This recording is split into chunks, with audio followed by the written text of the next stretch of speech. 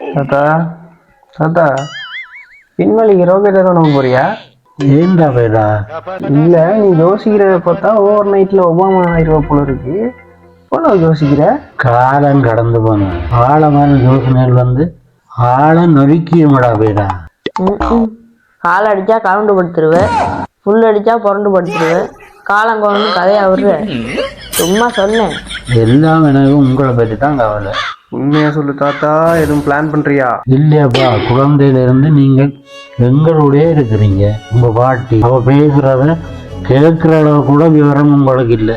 உங்களுக்கு விவரம் தெரிஞ்சு பேசுறப்போ அதை கேட்கறதுக்கு உங்க பாட்டி இல்லை. சரி விடு தாத்தா, எல்லாமே நீ இருக்கத்தானே, கவலைப்படாத. இல்லப்பா, பாட்டி இருக்குண்டா உங்களை நல்லா பார்த்துருப்பா தானே. ஐயோ தாத்தா, ஓவரா ஃபீல் பண்ணாத. இல்லைப்பா, பாட்டி இல்லாமல் நீங்கள் எவ்வளோ கஷ்டப்படுறீங்க. பாட்டி பாசத்தை கொடுக்க முடியாத பாவி ஆயிட்டுன்னா. சரி தாத்தா, எல்லாமே முடிஞ்சு போச்சு. இனி என்ன பண்ண? போன பாட்டி திரும்பியா வரும்? ஏன்ப்பா வராது? பாட்டி திரும்ப வரும். எப்படி தாத்தா? என்னால இனிமேல் பாட்டி இல்லாமல் இந்த பேரங்களை பார்க்க முடியாது. அதனால நான் ஒரு ஏற்பாடு பண்ணிட்டேன். என்ன இளவு? பக்கத்து வீட்டு பரிமள பாட்டி இருக்கிறாள்.